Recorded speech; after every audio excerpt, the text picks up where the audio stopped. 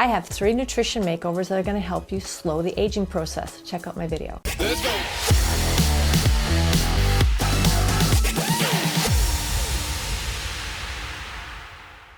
Hi, I'm Coach Tanya and welcome. In this video, I'm going to be talking about my 3 nutrition makeovers that you might want to start implementing in your life to help slow the aging process. But before I share those secrets with you, I want you to check out that pinned comment below for a free report. This is a cravings report. So if you're struggling with cravings or you're wanting to know how to reduce the intensity of cravings, click that link. You'll have instant access to a free report. It's a great tool that will help you beat those cravings. Okay, so getting older, can't avoid it. This is a one-way trip, folks. We come in, we go out. So we get older, and there's a lot of great things about getting older, because getting older or growing older does not mean getting old. Okay, I'm always saying that, and if you've watched enough of my videos, you're probably tired of hearing me say that. But I'm very sincere when I say that. Getting older, aging cannot be avoided, but the way that you age, or getting old, you don't have to just get old, okay? Sure, the body changes, things don't work the same as they did, we get slower, but you can still have a very full, very active, life that's, vitality and energy and joy.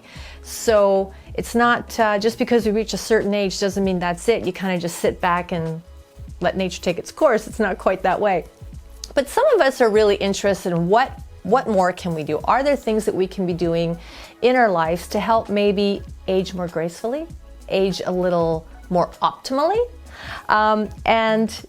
For myself, I am fully convinced that when it comes to the fountain of youth, it's really in how we live our lives. And I'm speaking holistically, of course. I'm not speaking just about nutrition or just about exercise. I'm talking about the whole big picture. Nutrition, exercise, stress management, fun,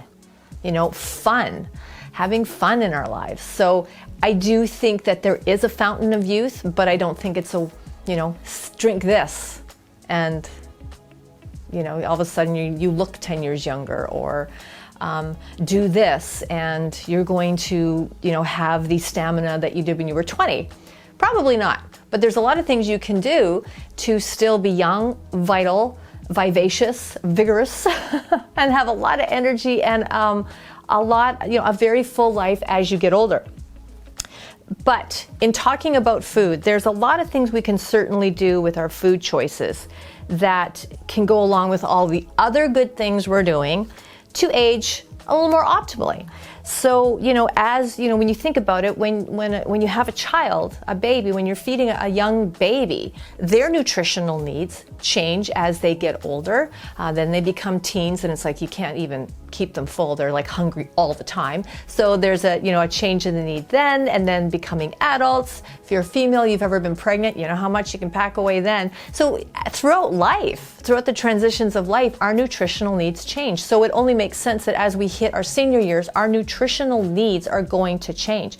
Probably for a lot of us, most of us, almost all of us, we're not going to need quite as much because as youthful as we can keep ourselves as we get older, the bottom line is that a lot of us aren't moving at the same speed that we did in our 20s and 30s. That's just life. We don't need to move at that speed anymore. We don't have the same kind of responsibilities. We don't have all those moving parts that we did. When you have a young family and you're constantly on the go and on the move, that you hardly have time to catch your breath. And you're doing your own workouts, you got your job, you got the kids' activities and all of that. The speed changes, okay? The speed of life changes. So with that, so do the nutritional needs. And I'm not necessarily saying that the elderly or senior people need to eat less. We just don't require as much, but we still need quality. We still need the right volume of the right foods to really feed our bodies the best that we can to have an optimal life into our older age. So nutrition makeover number 1 is to make sure you're getting enough protein. And I can actually have that conversation with anybody almost of any age, because it seems to be the one macro, the one element of a diet that people, I'm not gonna say people don't get it, not like all people don't get enough, but it is one that usually we find somebody that's a little bit lower could get more of. It's usually protein. None of us really tend to have a problem getting enough carbs because they're so delicious. But protein is one that I really caution people to really be aware of and make sure that for your age, for your activity level, for what you're doing, where you're at in your life, you are getting enough protein. It's really, really important. And especially women, we really need to pay attention to our protein intake because most of us, I didn't write it in my notes, but I think I read somewhere that was it between 30 and 40% of women weren't deficient in protein, but weren't actually meeting their protein needs in their diet. And that's a pretty significant number, and it's easy enough to fix. So definitely as we get older, we want to make sure we're getting enough protein because our bodies, as our bodies get older, we don't process protein at the same efficiency. So we definitely want to make sure we're getting enough. Protein is necessary for cell, repair and maintenance. We need it to help maintain our muscle mass and our strength. Okay, we need to feed those cells. We need to feed those cells. We need to keep ourselves as strong as possible.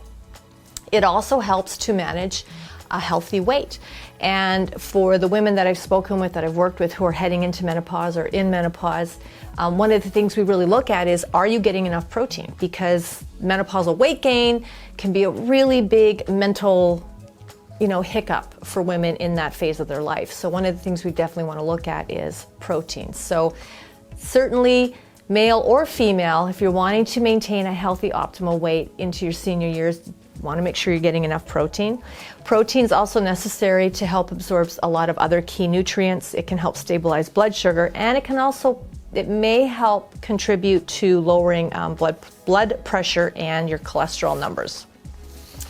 And if you're looking for excellent sources of protein, obviously lean cuts of meat, seafood, eggs, beans, high quality whole dairy foods. So again, I'm not somebody that's anti any kind of food, and I'm not really super pro any kind of food. I will always be of the mindset and philosophy that if you like certain foods, then eat those foods. You don't have to, you should never become a prisoner to eating like only healthy or only organic or only, whole foods. Not everybody has that option. Not everybody likes that kind of food. It is important to get your lean proteins, your fruits and vegetables, fresh foods. I'm big on that because that's what I like. That's just how I like to eat. But I also know a lot of people that do eat those foods, but also include other things that they like M&Ms. Did I just say M&Ms in a nutrition video? I did. But the point I'm trying to make is that nothing is entirely off limits. And you should never say, I can never have that, unless, of course, you're deathly allergic to it. But eating with a healthy mindset, within what your range is, what you should be consuming to maintain a healthy weight, that's cool. That's a good thing. But when it comes to protein, there's lots of great sources out there. If you're anti-dairy, okay, you need to find another source. And there's lots out there. There's lots of great protein sources. So getting your protein should not be an issue or a challenge for you, okay? Number 2, we tend to need or require fewer calories, but more nutrients. So that can be like, when I say that, I'm getting at the point that probably somebody in their 60s and 70s probably doesn't require the same amount of calories they did in their 20s or 30s. Think of it like fuel, burning fuel. You need to consume enough fuel that you have the energy to do the things you have to do. Okay, so calories in, calories out. As we get older, we're probably, again, not moving at the same speed and doing all the same things we did in our 20s and 30s. So we don't need as many calories, but due to the fact that we are aging and, there's been some wear and tear on the body, we need to make sure that we're consuming high volume foods that have a really chock full of nutrients. So making really good choices becomes even of greater importance. And again, that doesn't mean you can't have things that you like a slice of pizza or a glass of wine, piece of chocolate cake. Sure, those things are fine.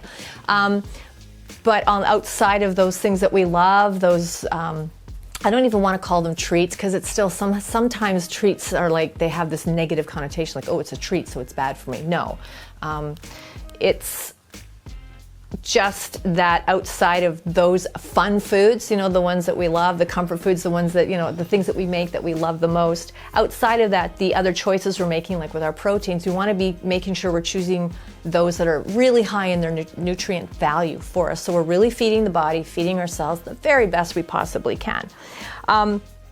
Now, paying attention to, I don't really like to look at calories. I like looking at macros. I just find it just makes so much more sense. How much protein do I need each day? How many carbs do I need each day? How many fats? How much, you know, fat grams do I need each day to sustain a healthy weight and to get through my day and do all the things that I'm doing? And this is not something that just 20-year-olds and 30-year-olds and 40-year-olds should be doing. This is a great way to live and monitor and consciously be aware of what you're consuming and how much you need and make changes no matter what age you're at. Now, as we get older, sometimes we just sort of know, like we just sort of know that, you know, I used to be able to sit down and eat a 12-ounce steak, but now 4 ounces is just, that's enough, I'm done, okay? That's your body, that's really great feedback from your own body saying, that's enough, don't need any more. The problem that can happen is that it can be very easy to consume more calories than needed. So things like sitting on the couch at the end of the day, maybe watching TV and just eating potato chips out of the bag, or snacking on things mindlessly without, you know, portioning it out and actually being aware of how much you're consuming, can very easily lead to overconsumption, which can lead to weight gain. And as we get older, weight loss is harder to do. Like, we're not, again, moving at that same speed and intensity that we did before. So it's very important, as far as aging, getting older, and aging optimally, to monitor what we're eating and how much, because with less movement, there is a greater risk, I don't call it risk, but there's a greater chance of unnecessary weight gain that's going to become harder to get rid of, okay? So some of the nutrients, I made a list here, some of the nutrients we want to make sure that we are definitely getting. We should get them all the time, but as you're getting older, pay attention. I already talked about protein, vitamin D, calcium, vitamin D, B12. So again, this is not just exclusive. We need all the nutrients, but these are a few key ones that I wanted to point out to make sure that you're getting them in the foods, or supplementing if you just find that, you know, maybe you have issues with food. Maybe maybe you're very picky. Maybe you have allergies or sensitivities that limit the amount of whole foods you can eat where you would get these nutrients. So supplementation is fine. If that works for you, then do it. If it's working, keep doing it. There's no need to reinvent the wheel or fix what isn't broken, okay? And excellent, I have just a note here that excellent sources of these nutrients, clearly whole fresh fruits, veggies, fish, and lean meats. But again, if supplementation is what works for you and you're feeling great, then by all means, I don't see the need for you to have to change that. Number 3, dun, da, da, da, the big reveal, keep hydrated.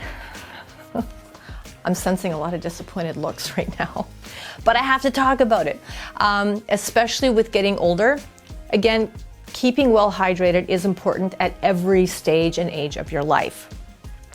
However, there is a greater chance with elderly people becoming dehydrated for a few reasons. One is we have thirst receptors in our brain and throughout our body, and as we get older, these become less sensitive, so that those cues that, you know, you're thirsty aren't quite as tuned in.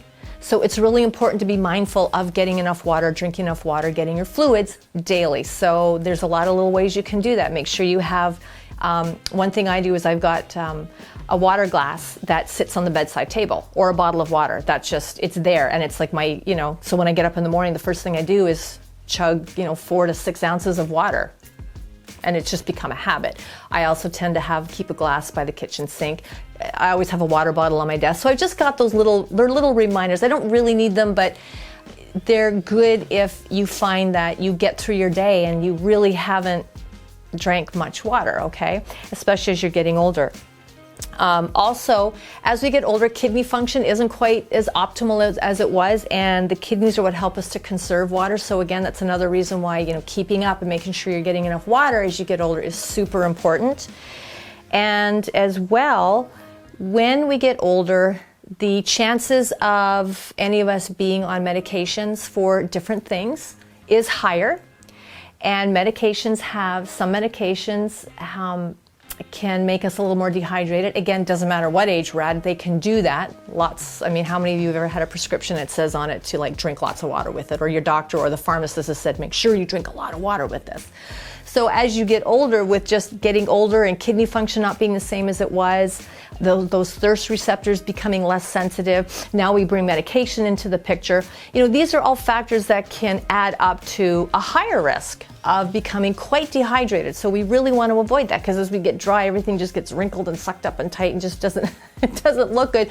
But the body doesn't work as well dry as it does when we're well hydrated, because all of these functions, all of these chemical reactions that are happening in the body, the communication between cells is so reliant on having enough water in your body. So important. Okay, so all of you that eye rolled when I said keep hydrated, this is why I'm talking about it. It's really, really important. So my tips, again, for staying hydrated or getting into a better pattern of behavior to just become unconsciously drinking more water, is start your day with a glass of water. And if it helps, keep a water bottle or a glass by your bedside. Get a really cool, funky looking water bottle to carry with you, because it's just it's fun. It works with kids. Why not, right? If you find that you're like, oh, I just don't like water, because some people, I mean, to me, water doesn't have a taste. It's more, it feels really good when I drink it. But I've met people that actually say, I do not like the taste of water. And I'm like, it doesn't have a taste. However, you can argue with somebody that says, I don't like the taste of water, or you can work with that, and there's lots of ways you can flavor water. Fresh herbs, fruit, sliced cucumber. You can even now buy like little flavor drops at the grocery store, and you can add different flavors if you like that. And if that helps, then do it. If it helps you get more water into your body, then just do it. You can also set little timers in your phone. So maybe every hour, every half hour, alarm goes off on your phone, and you have a glass of water. Oh, and I have here, eat your water too, right? There's lots of ways we get water into our body, and it's not just drinking water, although that's my number one, drink water. But things like cucumbers, watermelon, spinach, those are all foods that contain a lot of water in them. So those are other great ways to get water into your body. So those are my 3 big nutrition makeovers. Were they exciting? I think they were exciting. Okay, exciting or not, they're really valid. They're 3 really great points to keep in mind. So whether you find that you're kind of in that phase of life and you're getting older yourself, and you need to, start making some changes, some dietary changes to age optimally, or maybe you're looking after somebody or have older relatives or family living with you and you want to, help them to age optimally. These are 3 great, very easy nutrition makeovers that you can do quite simply. Start working them into your day much more regularly till they become part of your new pattern of behavior. Thank you so much for watching this video. If you did like it, please give it a thumbs up and share it. Share it with somebody you love. Don't forget to click that notification bell and the subscription button so you never miss any of our great video content. And don't forget to check out that pinned comment below for that free cravings report that you can have right now. I'm Coach Tanya. Thanks for watching. I'll talk to you soon.